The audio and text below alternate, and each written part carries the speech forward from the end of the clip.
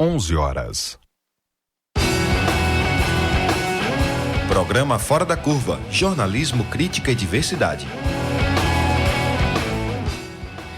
Olá, para você que nos acompanha pela Universitária FM 99.9 MHz. Também estamos sendo transmitidos ao vivo pela Universitária AM 820 kHz. Está começando agora o Fora da Curva, o seu programa que fala o que a maioria cala. Eu sou Adriana Santana, professora de comunicação da UFPE. No programa de hoje, a gente discute sobre o papel da mídia nestas eleições de 2018. Certamente as eleições mais aguardadas, né, desde a redemocratização aqui no Brasil.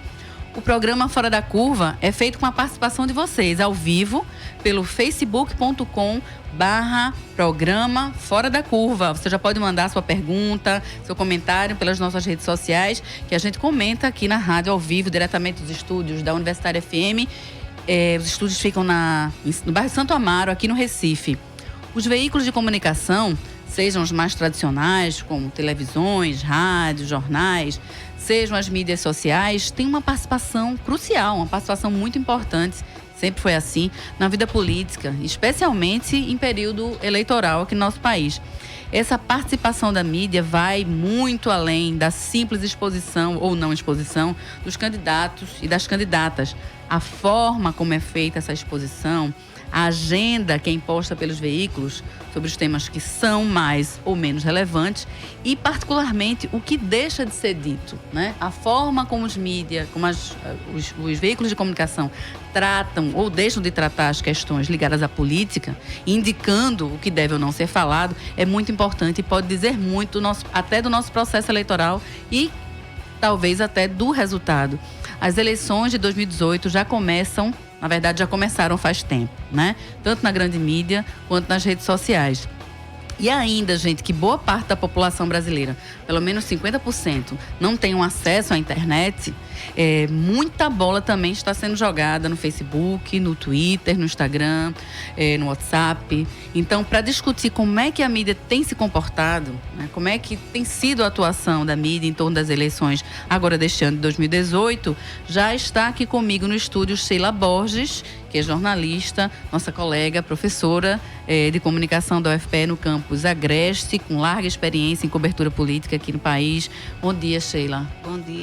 Bom dia, Adriana. Bom dia a todos os ouvintes. É um prazer estar aqui no programa discutindo um tema que é tão importante, né? Até porque, como você mesmo frisou, eu acho que uma eleição tão disputada como essa faz tempo, né? Por mais que a gente tenha tido assim, o processo a redemocratização do país, as eleições diretas, mas esta eleição deste ano ganhou em função de tudo que a gente tem visto nos últimos 2 anos, né?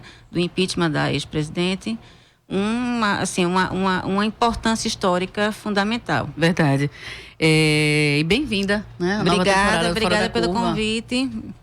Vamos embora. E conosco também, Laes Portela, nosso parceiro aqui do Fora da Curva, jornalista, Marco Zero Conteúdo também, com extensa experiência em política, né, Laes? Bom dia. Bom dia, Adriana, Sheila, os ouvintes que estão aí nos carros, nas casas, nos acompanhando aí pelo radinho, pela internet também, pelo Facebook. Pelo celular, né? Pelo celular, Sim, muita gente no celular acompanhando a gente. A boa parte do acesso, né, à internet hoje se dá pelo celular. Exato, também, né? Na telinha. Vamos lá, vamos debater esse tema tão importante. E daqui a pouco também vai conversar com a gente, por telefone, lá do Rio de Janeiro, o professor João Feres Júnior.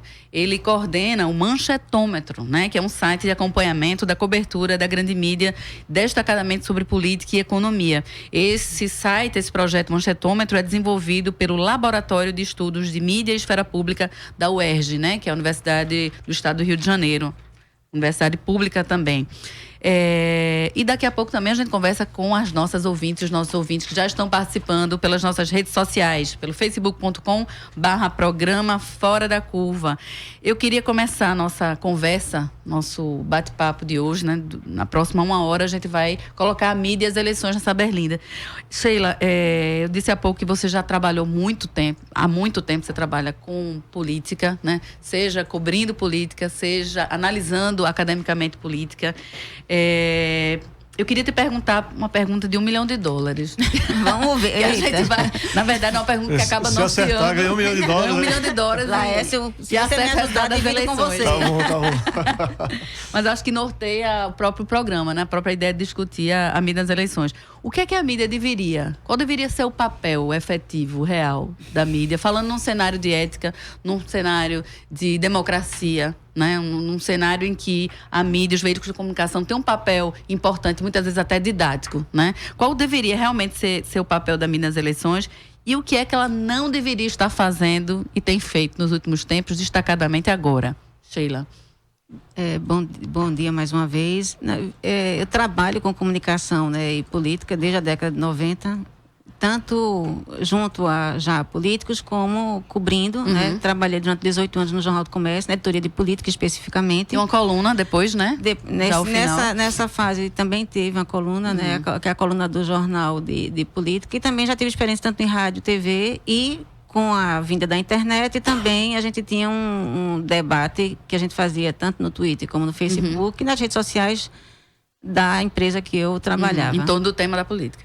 E hoje, dedicando-se mais à vida acadêmica, uma das disciplinas que eu ministro é comunicação e política, justamente debatendo isso tudo. Então, assim, o que a gente percebe é que a imprensa, de uma forma geral, a mídia, né, como a gente está falando, a gente pode dividi-la em essa mídia mais comercial, não é? Corporativa, mais né, como corporativa, né, que a gente chama da grande imprensa, que são os conglomerados, né, que são aquelas empresas que têm rádio, TV, impresso, online, né, que é um mesmo dono com várias ramificações, né, e hoje com a internet a coisa se multiplica ainda mais.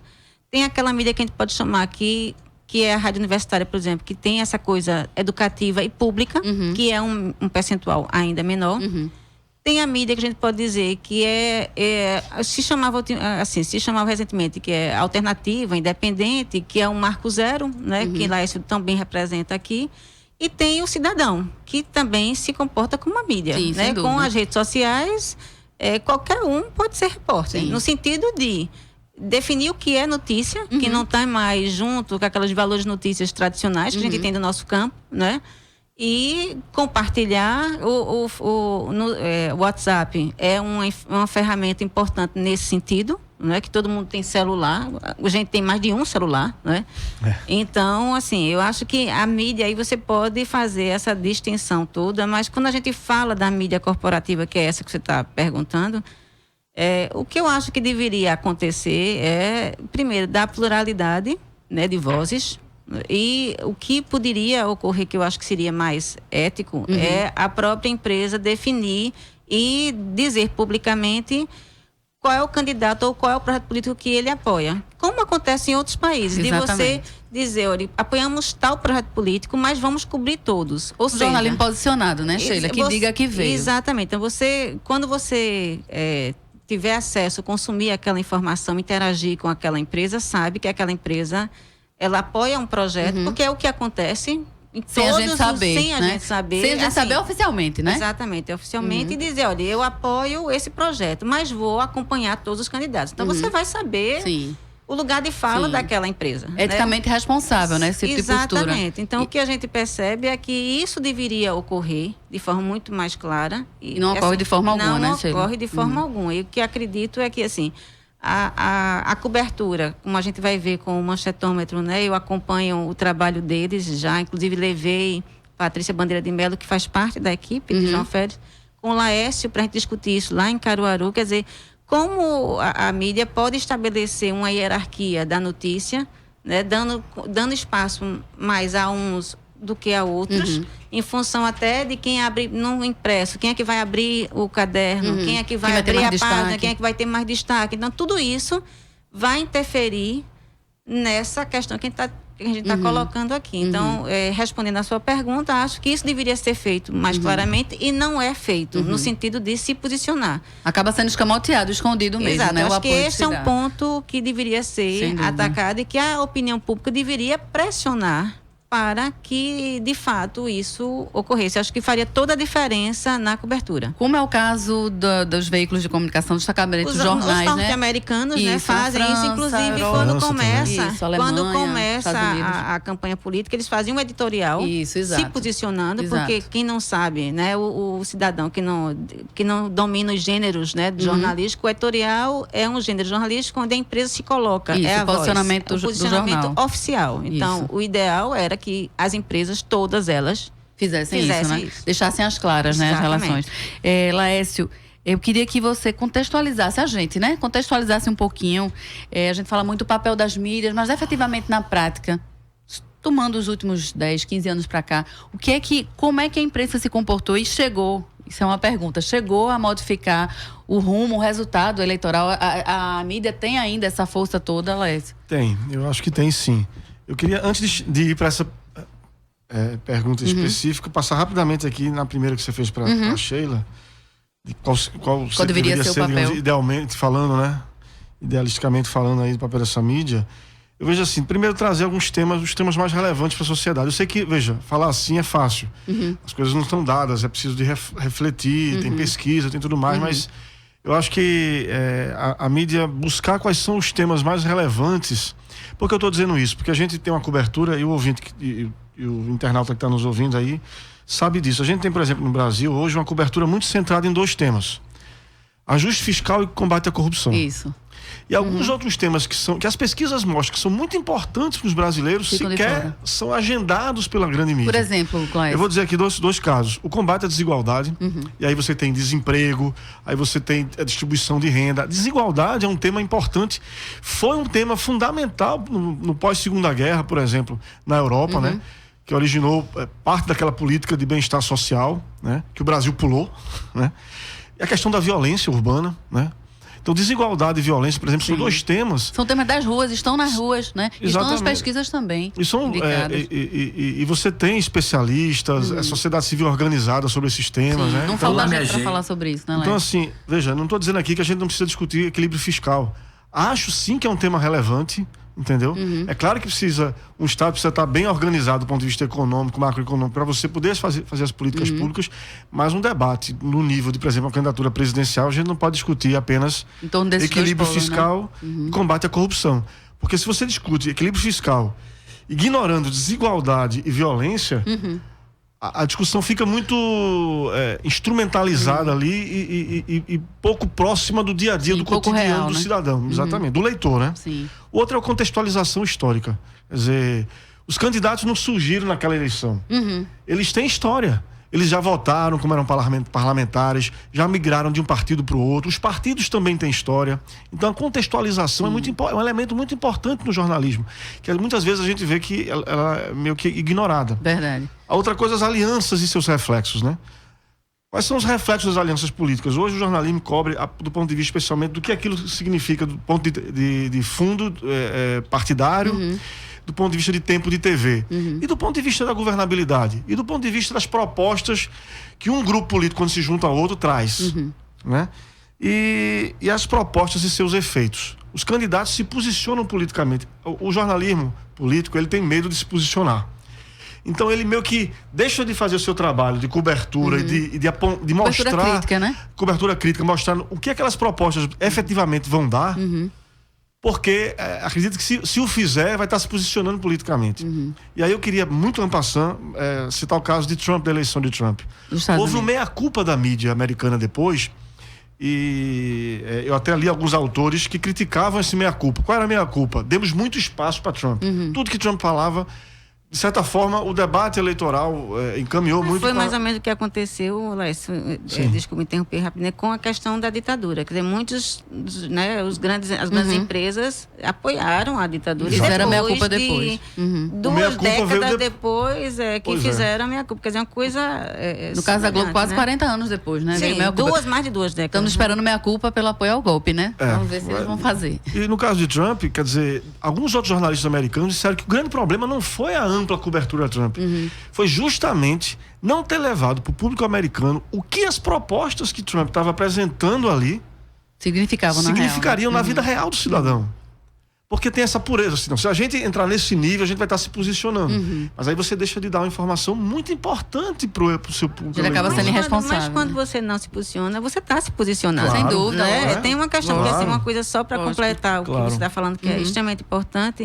O que a gente percebe é que muitas vezes as grandes empresas, elas cobrem o dia a dia do candidato de uma agenda proposta pelo candidato. Né? Então, assim, não é a mídia que vai buscar uma pauta diferenciada para revelar isso que você está falando. É a mídia que vai apoiar uma agenda já definida pelo candidato e que interessa a ele expor aqueles pontos que está sendo colocado. E o que eu acho que falta muitas vezes nessa coisa da análise é mostrar quem é quem, o que cada candidato representa no projeto político, qual é o modelo de Estado que ele defende. Exatamente. Que aí fica dizendo assim, não, porque a questão ideológica, ideologia já morreu, ou, né, vem essas outras questões que mexem com a coisa da direita e esquerda, né, e todas as outras, Bob diz muito que é direita e esquerda, direita, extrema direita, direita moderada, o terceiro incluso, né, tem todo esse debate, mas enfim, cada um vai se posicionar a partir de qual é o projeto político de Estado que ele vai defender, a partir dos apoios que ele tem, que é exatamente isso que você coloca. Sem dúvida. Não, e às vezes, veja,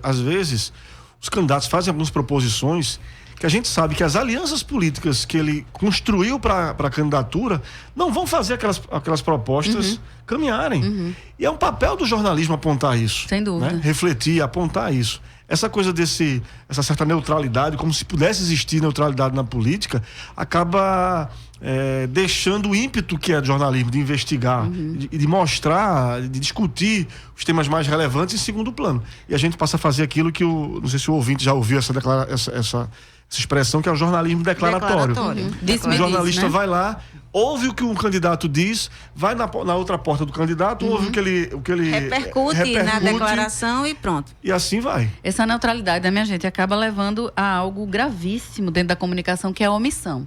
Né? Ou a gente está, na verdade, reforçando mentiras, reforçando falsas verdades, digamos assim, ou a gente está se omitindo realmente em relação ao que é importante a ser dito. Agora, tem gente que tem se preocupado com isso e eu fico muito feliz e orgulhosa fazer agora uma propaganda da casa, que estudantes de jornalismo da Universidade Federal de Pernambuco estão desenvolvendo um podcast, né, que é uma produção sonora. Mídia sonora, né? Esse podcast é divulgado com frequência nas redes sociais. Esse podcast se chama Política Traduzida, faz parte de um projeto maior dos meninos, que se chama Caixa de Brita, um projeto que reúne vários podcasts sobre temas variados. E o estudante Marcelo Aprígio, lá do nosso curso de jornalismo, que faz parte do projeto, gravou um depoimento para a gente para explicar qual é a preocupação deles com esse projeto, né, de traduzir política, principalmente nesse período de eleições. E eu convido vocês para escutarem esse recado de Marcelo. Olá, minha gente. Meu nome é Marcelo Aprígio. Sou integrante de um coletivo de podcasts formado por universitários da Federal de Pernambuco, que se chama Caixa de Brita. No Caixa de Brita a gente produz diversos programas sobre diversos temas, mas hoje, especificamente, eu quero falar de um programa chamado Política Traduzida.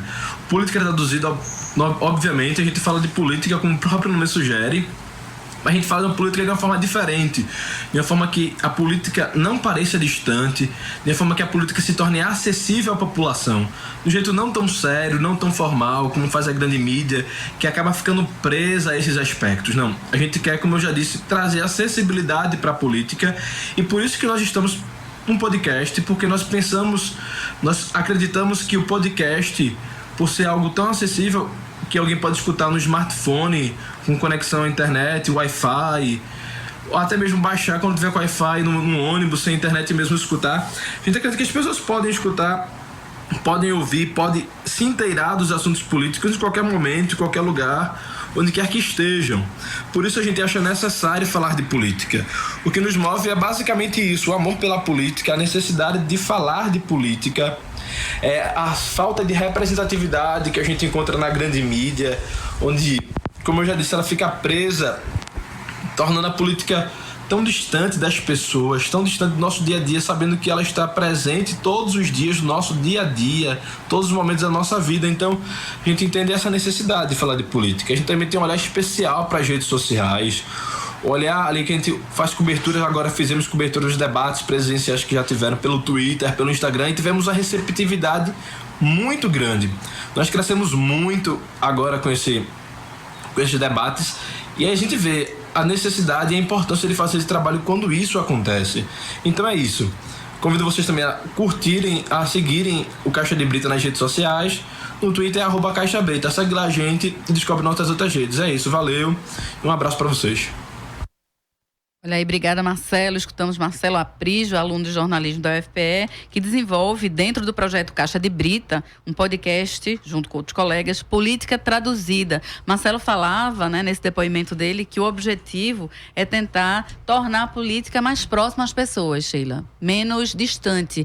É possível a gente fazer isso, a gente tentar viabilizar isso num projeto jornalístico maior, na grande mídia, por exemplo, seria possível? Veja, eu acho que o nosso papel como professor, né, como professoras, nós, e o papel do Marco Zero, né, é muito educativo nesse sentido, para mostrar que política não é uma coisa que está distante, né? A política a gente faz ela no dia a dia, né? A gente exerce quando a gente faz as negociações, quando procura os consensos. Isso é política, né? A questão é que e a mídia tem um papel nesse sentido, onde forma a opinião de que política é uma coisa suja, errada, né? Quem participa dela porque quer se completar de alguma forma, né? Todo político é corrupto, e não é isso, né? E a gente tem que participar, porque é através dela que a gente resolve os problemas coletivos, né? E dos problemas coletivos vem a questão do indivíduo, né? Uma coisa o social é o indivíduo, e o indivíduo é o social, quer dizer, uma coisa não está distante. Então, eu acho que é um papel que este programa Fora da Curva faz, né?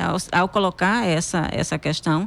E a gente tem desenvolvido lá também no curso de comunicação alguns projetos, e tem uns alunos que fizeram, que aí você pode acessar pelo Facebook, aí eu participo, dizendo a política, o que significa, e que o jovem tem que participar. O jovem não pode dizer que não gosta, não participa. Entrar nesse jogo, né? De que a política é ruim. Que aí é omisso. Sem dúvida. Né? A omissão é uma posição. Gente, nossas ouvintes e ouvintes não são omissos, eles estão fazendo várias perguntas. Eu queria pedir a Laércio tentasse responder essa aqui, de Adriano Bezerra. Ele fala sobre alguns casos, né, que ele relaciona com boatos e com resultado de eleição. Vocês acreditam que é possível que a onda de boataria, a onda de fake news, possa realmente modificar o rumo de um resultado, de um certame, de uma eleição? Olha, eu acho que num país do tamanho do Brasil, país continental, né, e que eu acho difícil que, digamos, as fake news determinem o resultado de uma eleição, por exemplo, no nível presidencial ou majoritário, governadores e tudo mais. É claro que tem uma influência. Eu sei que muitos colegas jornalistas, estudiosos, acham que, têm dito isso, que a fake news pode sim determinar o resultado das eleições, as redes sociais. Eu particularmente não acredito. Eu acredito assim que tem um efeito, de fato tem um efeito, né? Mas o que até bom falar do tema de fake news, eu acho que tem uma coisa que me preocupa mais, né, do que o fake news. É o ambiente que foi construído para propagação de fake news. De onde veio essa intenção, né? Não só daquela fake news específica, mas o ambiente informacional. E aí eu acho que tem um papel da mídia corporativa. Você estava me perguntando como é que a mídia construiu o caminho nos últimos 10, 15 anos no Brasil. Eu acho que a mídia tem três digamos assim, ações que a mídia de alguma forma reforçou, que ajudou a desestabilização democrática no Brasil. Eu vou pontuar aqui essas três. Eu acho que isso ajudou a criar um ambiente propício para as fake news. Primeiro, a criminalização dos movimentos sociais. Parece que eu não estou falando de política, porque eu não estou falando de voto, falando nada disso. Mas a política, e Sheila disse isso muito bem, é o cotidiano da vida das pessoas. Não é só a Assembleia, o que acontece na Assembleia, na tribuna. Então, criminalizar os movimentos sociais. Quando você criminaliza os movimentos sociais, você está deixando de lado a legitimidade de algumas fontes falarem para o jornalismo tradicional. Né? E falarem minimamente, né? Que os jornalistas não usam o termo. Mas essa criminalização acaba chegando de uma forma popular, quando as pessoas mais assim, essa é a banda de vagabundo. Isso. Quando os movimentos sociais, quando as pessoas estão questionando seus direitos à moradia, queimam pneu, fecham ruas, e o termo vagabundo, ele parece que surge na rua, mas tem uma criação antes, no meio informacional do jornalismo, que reverbera na rua. Outro fato é a deslegitimação da política institucional. É aquela ideia, do mesmo jeito que o vagabundo para o movimento social, todo político é bandido. Né? Não presta, não tem projeto para o país.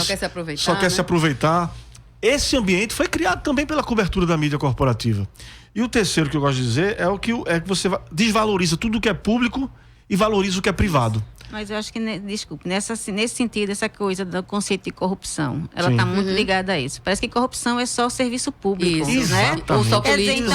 então como se o sistema fosse corrupto e errado por ele mesmo. Mas o sistema, ele é operado por pessoas. Exatamente. Que quando ela quer ser corrupta, ela vai ser corrupta na iniciativa privada, dentro de casa, com os filhos. Claro, quer dizer, claro. Quando você não tem ética na sua atitude do dia a dia.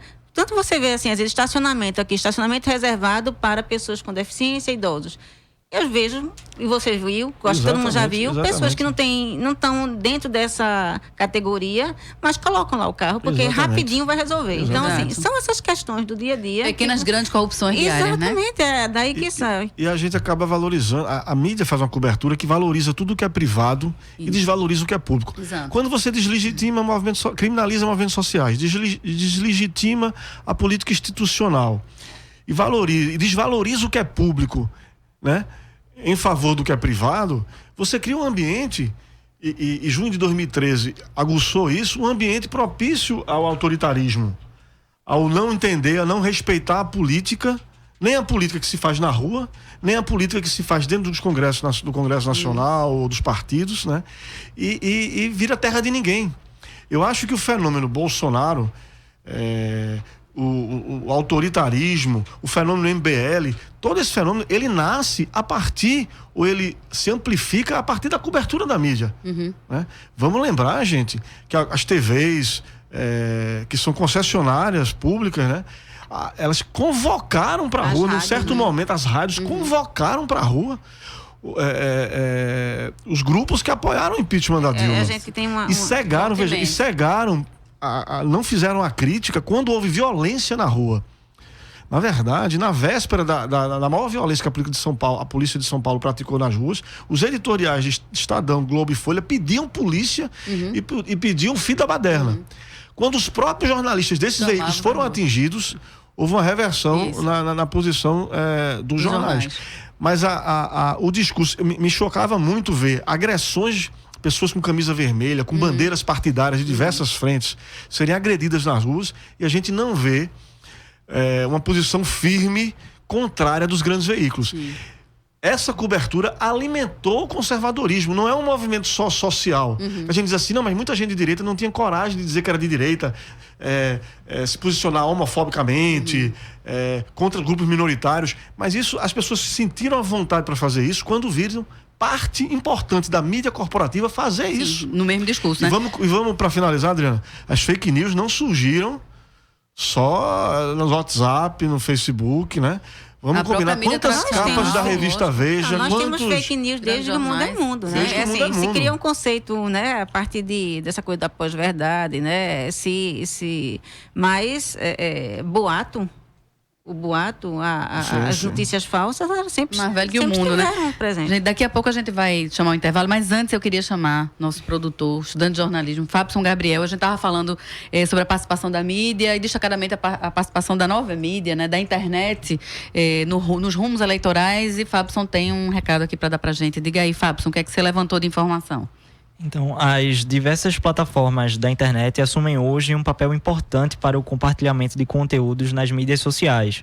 Mas, numa entrevista ao jornal Nexo, o pesquisador Fernando Antônio Azevedo, que estuda a relação entre mídia e eleições na Universidade Federal de São Carlos, em São Paulo, ele disse que, embora as redes sociais sejam cada vez mais requisitadas pelas campanhas eleitorais em todo o mundo, os estudos mostram que a televisão ainda se mantém como o principal meio de atingir aos eleitores.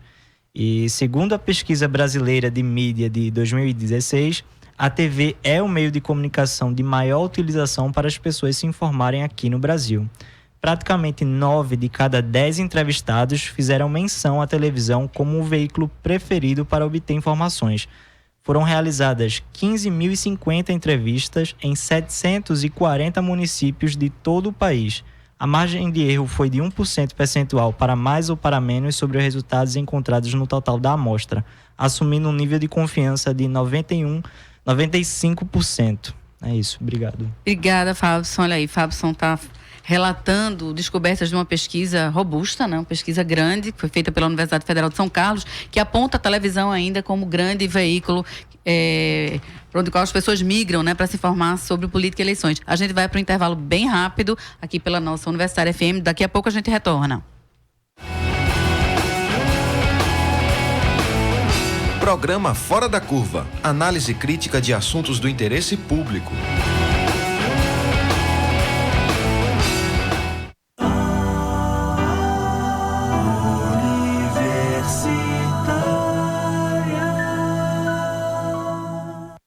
Acesse todo o conteúdo em vídeo da nossa rádio pública a hora que quiser, direto no YouTube. Se inscreva no nosso canal youtube.com/99 Universitária. Programas especiais, entrevistas e apresentações musicais exclusivas. O rádio como você nunca viu. youtube.com/99 Universitária.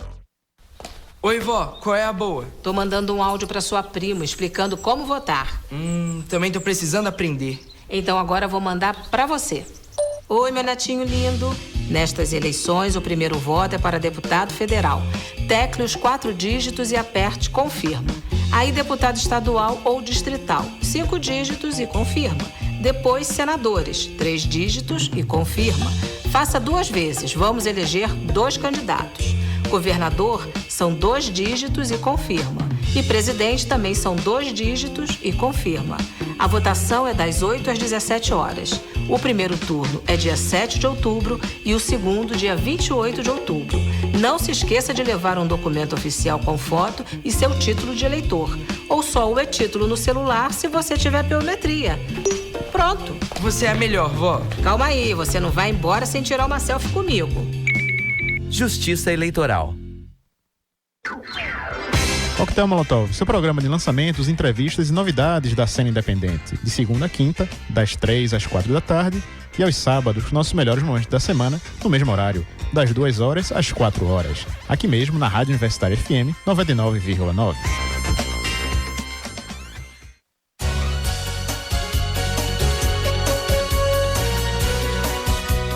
TV Universitária, Canal 11. Ligue para ver, é só saber. Universitária FM 99,9.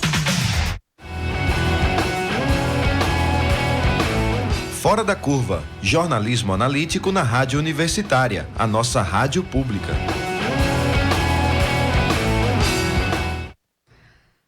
Olá, estamos de volta com Fora da Curva, o seu programa de jornalismo, crítica e diversidade. A gente está ao vivo pela Universitária FM 99.9, também pela Universitária AM 820 kHz e, claro, também em áudio e vídeo pelo facebook.com/programa Fora da Curva. Hoje a gente está falando sobre mídia e eleições.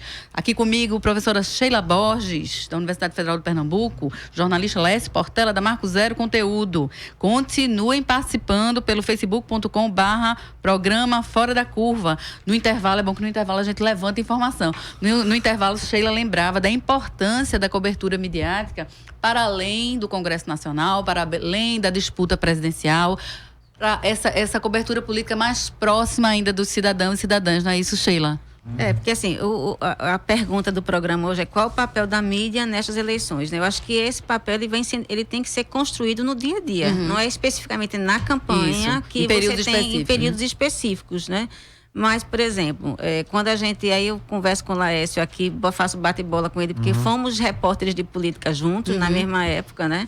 Então, assim, quando se cobre a Assembleia, por exemplo, legislativa, uma Câmara de Vereadores, né? Que a gente vê Recife como capital, mas toda a cidade tem uma Câmara de Vereadores, né? É ali que se debate a decisão que vai repercutir diretamente na vida do cidadão. Sim, ali então, começa e termina, né? Então, assim, é necessário que a mídia, toda ela, né? Seja da grande imprensa, seja a mídia pública, educativa, alternativa, ou o próprio cidadão, né? Acompanhar o que é que o seu vereador, o que é que o seu deputado vai fazer, e é nesse acompanhamento que ele vai descobrir que a política começa ali, nas decisões, né? No projeto de lei, que seja colocado a partir do político ou a partir do próprio cidadão, porque a condição do cidadão colocar em pauta questões que são importantes. Então, assim, eu acho que se a mídia pudesse cobrir esse dia a dia, não só do plenário, mas das comissões, porque todo debate começa nas comissões. Né? E aí você vai entender a importância e provavelmente, se houver uma campanha educativa nesse sentido, o cidadão vai se sentir com mais poder até de interferir, porque quando tiver uma audiência vai lá participar. São públicas, né, Sheila? São espaços públicos, né? Que todos eles são pagos com dinheiro público, né? E eu acho que é nessa educação que se começa. Fiz um projeto com alguns alunos lá e a gente começou em Caruaru a colocar no ar as sessões de câmaras municipais que você não tem acesso. Então, normalmente, às vezes você nem sabe nem a hora, porque não é uma coisa cotidiana. Digamos, na Câmara de Vereadores de uma cidade X, os vereadores se reúnem tantas vezes por mês. Então, eles, por exemplo, 2 vezes por semana. Às vezes em horário que a população não sabe, então não acompanha.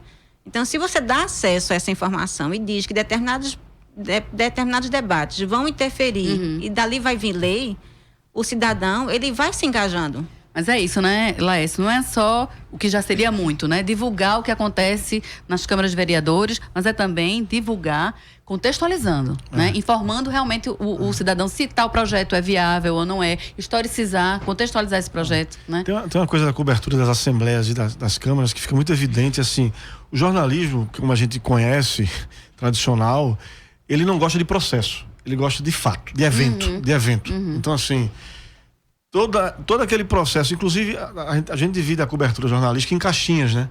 Então, quem cobre política, normalmente quem está na Assembleia, né? São setores, exatamente. Como se fosse dissociado, né? Quem está na Assembleia e na Câmara, o jornalista que está lá normalmente, no jornalismo tradicional, ele está para cobrir o relacionamento partidário ali, quer dizer, a relação de poder político-partidária e não os projetos, né? E os jornalistas que deveriam, digamos assim, que cobrem a área de cidades ou vida urbana, eles estão na rua, mas não estão dentro da Câmara vendo os processos. Então tem uma discussão que precisa ser feita dentro do próprio jornalismo, que é ampliar o olhar, né? A gente precisa cobrir mais processos. Isso que Sheila falou é muito importante. Uma cidade, ela é desenhada a partir da Câmara. O plano diretor, né? Como é que você vai mapear até de forma urbanística aquela cidade? Que é o espaço quando você vai viver. Né? Decisões que lidam diretamente com o seu cotidiano, com o seu dia a dia. Exatamente. Né?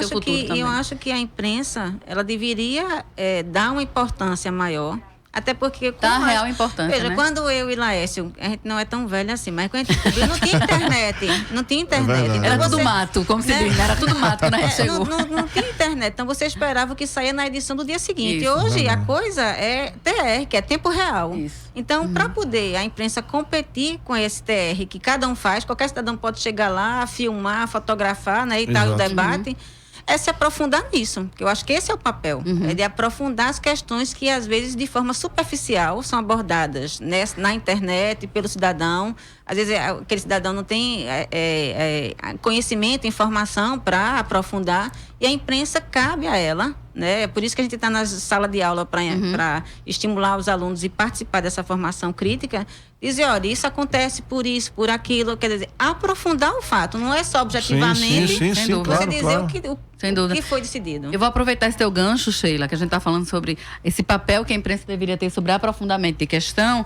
A gente vai entrar ao vivo? A gente vai entrar aqui ao vivo agora por telefone com o professor João Feres, que é coordenador do site Manchetômetro. Esse projeto acompanha a cobertura midiática sobre política e economia aqui no Brasil. É um projeto desenvolvido na Universidade Estadual do Rio de Janeiro. Muito bom dia, professor João Feres. Bom dia, um grande prazer conversar com vocês hoje. Bom dia, o prazer é todo nosso. Tão importante. Prazer todo nosso, professor. A gente está discutindo, né, mídia e eleições aqui no programa de hoje. E eu queria trazer uma questão que é muito importante, que a gente já começou a mencionar aqui, que as eleições deste ano, né? E nossa pergunta é se as eleições deste ano a gente pode dizer que elas ainda podem ser definidas pela mídia tradicional, mesmo com esse uso organizado, digamos assim, das redes sociais pelos candidatos. Eu sei que vocês fizeram recentemente um levantamento a respeito da participação do Facebook, né, nas eleições, e eu queria entender como é que esse processo está se apresentando para as eleições deste ano, professor.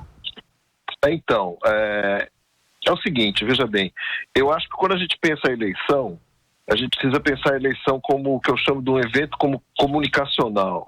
E pouca gente, na verdade, acaba pensando em eleição dessa maneira, porque se a gente pensar direito, a eleição começa de que jeito? Numa situação em que, quando faz a pesquisa de opinião, por exemplo, no começo do ano, os eleitores têm preferências por determinados candidatos, e aí quando chega na urna, o resultado eleitoral, você sempre vê que as preferências mudaram bastante, geralmente, não é verdade? Há uma alteração do que as pessoas imaginam. Elas não estão nem pensando em eleição no começo do ano, começam a pensar só em cima mesmo, quando começa a campanha oficial. Então, durante esse período, você tem um processo de comunicação entre os candidatos e o eleitorado, que faz com que o eleitorado, parte desse eleitorado, pelo menos, reveja suas posições, opte por candidatos que eles nem conheciam, às vezes, não é? Então, esse processo é um processo de comunicação, né, entre as partes. E não só do candidato com o eleitorado, mas aí os eleitores entre si, debatendo e tal. E eu acho o seguinte, hoje em dia, de fato, como você colocou, existe esse novo elemento que são as mídias sociais, né? Porque antigamente, como que funcionava a coisa? Antigamente funcionava assim, você tem a campanha, basicamente, né? Como o candidato político conversa com o seu eleitor. O candidato é o seguinte, se o candidato não está no poder, então a única maneira que ele tem para conversar com o eleitor é ou diretamente pela campanha, fazendo comício, carreata, indo no corpo a corpo, ou por meio da grande mídia, mas aí ele passa pelo filtro dos editores dos meios, entendeu? A maneira como ele é noticiado, ele não controla, certo? Durante a campanha, acontece uma coisa muito importante, chama horário eleitoral gratuito. Vai ter uma relevância ainda grande, professor? Olha, o que acontece? Infelizmente, reduziram o tempo do horário eleitoral gratuito, reduziram o tempo de campanha. O Eduardo Cunha fez mais esse desfavor ao povo brasileiro, né? Porque campanha política é uma coisa importantíssima, eu acho. Eu sei que as pessoas que falam, não, a campanha cumprida é mais cara e os políticos vão se corromper por causa disso. Eu não acho que a corrupção vem por aí. Eu acho que essa é uma coisa que é importante manter.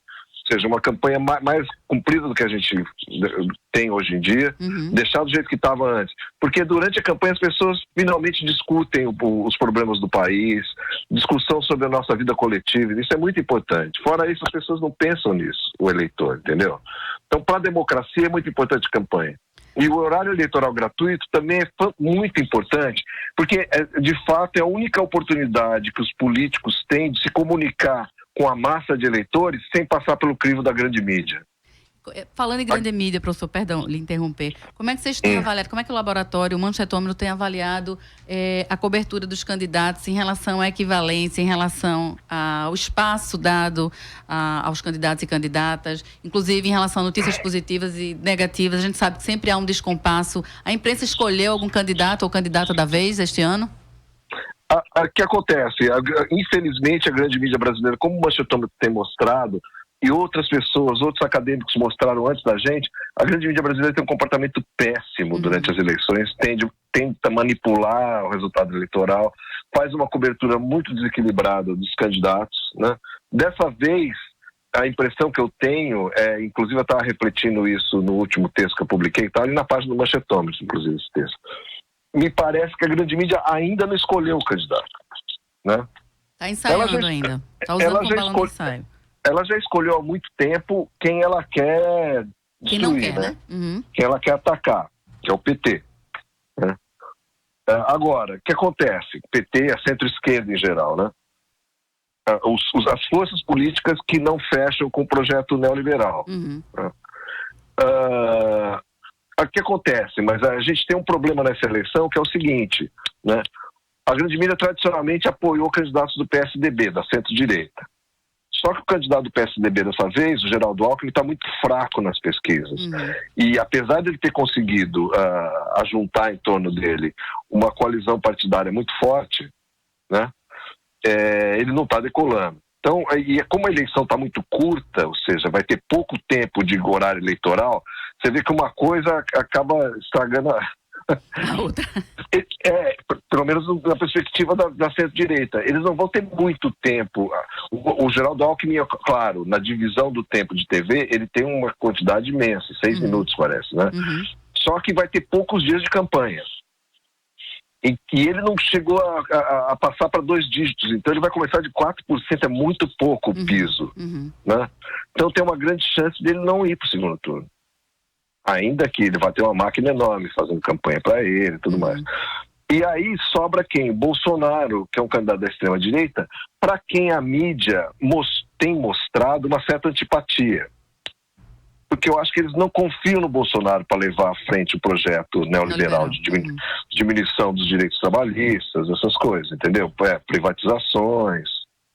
Então, só para a gente localizar o ouvinte, então, por enquanto, a grande imprensa que historicamente acompanhou o centro-direita, o PSDB destacadamente, a imprensa ainda não, digamos assim, elegeu Alckmin como favorito, porque ele vem apresentando índices mais baixos de pesquisa, mas também ainda não tem apoiado declaradamente o candidato de extrema-direita. Por outro lado, fica muito claro que a esquerda continua sendo alijada das grandes coberturas, não é isso, professor? Correto.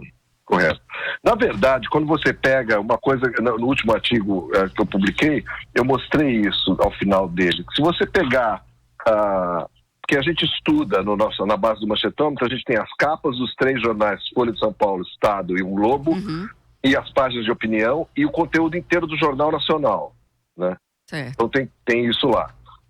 Se você pegar e comparar os candidatos, você vai ver o seguinte: quem é o campeão de menções, ou seja, que aparece mais, é o Lula, né? Em quantidade, quantitativamente, né? Quantitativamente, Então, agora você vê a cobertura do Lula é quase toda negativa, né? Geralmente falando mal, falando que ele está preso e quer concorrer, as referências são quase sempre negativas. Bolsonaro, ele estava empatado com o Alckmin todos os meses, menos no mês de agosto. No mês de agosto ele pulou, tem dobro de referências do Alckmin. Positivas? Não. Negativo. Ele tem uma negatividade forte também. Agora, já estão falando mais dele, entendeu? Essa questão é a seguinte: um candidato como o Bolsonaro, que tem um partido muito pequeno, quase não tem tempo de TV, ou na propaganda no horário eleitoral gratuito, ele ganha até quando falam mal dele. Sim, falem mal, mas falem de mim, né? Nesse caso aplica. Nem sempre essa máxima se aplica no caso da cobertura eleitoral, viu? Porque quando você já é muito conhecido, por exemplo, e a cobertura fala muito mal de você, isso não vai te ajudar, não. Sim, isso vai repercutir. Agora, quando você é pouco conhecido e não tem canais para chegar nas pessoas, aí sim. Né? Você acaba se tornando conhecido mesmo por esse viés mais negativo, né? E assim, eu acho o seguinte: à medida que as coisas como estão caminhando agora se consolidam, se elas se consolidaram, se o Alckmin não conseguir ir para o segundo turno, provavelmente quem vai para o segundo turno é o candidato da centro-esquerda, o Haddad, né? Vice do Lula. Aí eu acho que a grande mídia realmente vai começar a dar sinais de apoio ao Bolsonaro, mesmo antes do segundo turno. Para demonstrar essa não concordância com a esquerda. Professor... Não só isso, porque o Bolsonaro também, né, colocou como assessor econômico dele o Paulo Guedes, que é ultra neoliberal, né, e que casa bastante com a agenda dos grupos midiáticos, né? Professor, eu agradeço bastante a sua participação, já está quase terminando o programa, mas eu convido todo mundo a acessar o manchetômetro.com.br. É esse o endereço? É isso mesmo? www.manchetômetro.net ou .com ou .com.br, qualquer um desses cai lá. Perfeito. Muito obrigada, João Férez Júnior, coordenador do Manchetômetro. Bom dia. Obrigado você. Bom dia. Adriana, eu queria fazer um comentário que eu achei muito pertinente. Em seguida a gente chama a coluna do truco. Do professor, que é essa coisa do horário eleitoral, sabe? A redução do tempo. Na verdade, não só do horário eleitoral, mas da campanha, do tempo oficial de campanha, que de 90 dias para 45, 50 dias. Metade, né? É muito preocupante, ainda mais com esse discurso de que porque para economizar recursos, que está gastando muito com campanha, nunca se gasta muito com democracia, né? Eu acho que esse espaço perdido, ele acaba fortalecendo os canais tradicionais da mídia corporativa. Sim. Porque lembre-se que muita gente, quando surge a internet, muita gente diz assim: aqui vai ser uma voz que vai forte se contrapor à mídia corporativa. Mas a mídia corporativa ocupou essa plataforma, quer dizer, está presente. Se você vê, por exemplo, as informações que circulam pela manhã nas redes sociais, é quase que uma repercussão do que a mídia está trazendo. Que a mídia tradicional trouxe na noite anterior e nos jornais do dia. Verdade. Isso não é muita novidade, porque eu estou aqui com um livro chamado Mídia nas Eleições de 2006, de Vinícius Lima, que é um autor, né, que trata muito dessa questão que a gente está discutindo agora. E ele naquele momento, já percebia a questão não só da inclusão da internet na cobertura, mas isso que o manchetômetro está diagnosticando. Quer dizer, a mídia, ela elege um candidato, né? Ela trabalha para aquele candidato, mesmo demoniza que não, outro, mesmo né? que não seja abertamente. Naquela campanha, especificamente, segundo esse livro, né, das pesquisas que foram realizadas, era Lula e Alckmin, 2006. Né, em 2006. E que Alckmin ganhava as páginas de forma positiva. Lula, apesar de já ser o presidente e candidato à reeleição e dono das agências, na questão dos anúncios, né, que você sabe que a imprensa vive de anúncios, mesmo assim, não era o candidato, porque não estava conectado com o projeto de Estado e de poder que a grande dos imprensa donos tem. da imprensa, né? A gente vai escutar agora a nossa coluna diária, eleições... Truco Eleições, que é uma parceria nossa, né, Laís, com a Marco Zero Conteúdo. É uma parceria para um projeto de checagem das declarações, das informações que são veiculadas pelos candidatos a governador do estado de Pernambuco, a governador e governadora. Vamos escutar Truco Eleições 2018. Seu candidato está falando a verdade? O projeto Truco Eleições 2018 checou as informações. Olá a todos que estão ouvindo Fora da Curva, aqui Raíssa Ebraim da Marco Zero. Hoje a gente vai falar sobre a declaração do candidato à reeleição Paulo Câmara. O governador do PSB tem batido muito forte no presidente Michel Temer, acusando a União de segurar diversos repasses aqui para Pernambuco. Então Paulo usou seu Facebook recentemente para falar da falta de verbas especificamente para a adutora do Agreste. Ele declarou: a adutora do Agreste, uma obra fundamental no combate à seca no estado, não recebeu recurso do governo federal esse ano. O Truco contactou a assessoria de imprensa da campanha de Paulo, que infelizmente ignorou a nossa solicitação para saber qual foi a fonte da informação que eles publicaram. Como vocês já devem estar ligados, faz parte da nossa metodologia sempre iniciar o processo de checagem questionando o candidato ou as equipes sobre a fonte da informação que eles usaram. Bom, mas mesmo assim, mesmo sem o retorno da assessoria, a gente foi dar andamento dessa checagem. E a Marco Zero viu no portal de transparência do governo federal que realmente nenhum real foi transferido para a adutora do Agreste aqui em Pernambuco, apesar das promessas feitas no primeiro semestre. Por isso é verdadeiro o selo atribuído pela nossa equipe à declaração do governador. Quando a gente olha lá para o portal, a gente vê que o saldo efetivo de pagamentos para a implantação da adutora do Agreste está zerado. Como consta também lá no portal, o empreendimento tem cerca de 150 milhões de reais orçados para 2018 e 20 milhões de reais já empenhados, mas nada foi pago até agora, efetivamente. Por conta desses atrasos, Paulo enviou a Brasília, no dia 10 de agosto, um ofício como forma de pressionar o presidente Temer a liberar esses recursos. Olhando um pouquinho para o histórico da obra, a gente vê que no último mês de maio, o Ministério da Integração havia se comprometido, numa audiência lá em Brasília, a intensificar as obras da adutora. Na época, foram assegurados pouco mais de 70 milhões de reais. Essa obra da adutora do Agreste ela é bem importante, porque vai permitir a chegada das águas da transposição do São Francisco a municípios do semiárido aqui de Pernambuco. Atualmente, as águas da transposição elas atravessam o estado, mas elas só abastecem uma cidade, que é Sertânia, que é onde a Compesa capta a água. A autorização das obras da adutora do Agreste foi anunciada em 2013 e esse trabalho deveria ter sido concluído em 2015. E essa não é a primeira vez que as obras sofrem com uma paralisação. Esse projeto da adutora do Agreste ele tem duas etapas. A primeira, que é essa que está em obras, deve beneficiar 23 municípios ao todo quando o empreendimento ficar pronto. Já a segunda sequer tem um convênio formalizado. É uma parte que prevê atender mais 45 cidades com as águas da transposição. O valor original desse termo de compromisso entre a União e o Estado de Pernambuco para a adutora do Agreste foi firmado em aproximadamente 1,38 bilhão de reais, sendo que a maior parte desse valor, 1,24 bilhão, é de dotação orçamentária da União e cerca de 138 milhões seriam oriundos de contrapartida estadual. Para saber mais, acesse o site marcozero.org, lá você confere todas as checagens feitas em Pernambuco até agora. Truco Eleições 2018, projeto de checagem da Agência Pública e da Marco Zero Conteúdo em parceria com o programa Fora da Curva. A gente acabou de escutar a repórter, a jornalista Raíssa Ebrahim, né, pelo Truco Eleições 2018. E na coluna de hoje, Raíssa falou sobre uma declaração de Paulo Cunha. Paulo Cunha, ó, já troquei, é minha mente na universidade. De Paulo Câmara, atual governador, candidato à reeleição aqui no governo do estado de Pernambuco. Paulo Câmara utilizou o Facebook para cobrar de Temer dinheiro pela doutora do Agreste. O Truco foi lá, checou e realmente confirmou que nenhum real foi repassado para a doutora do Agreste pelo governo Temer.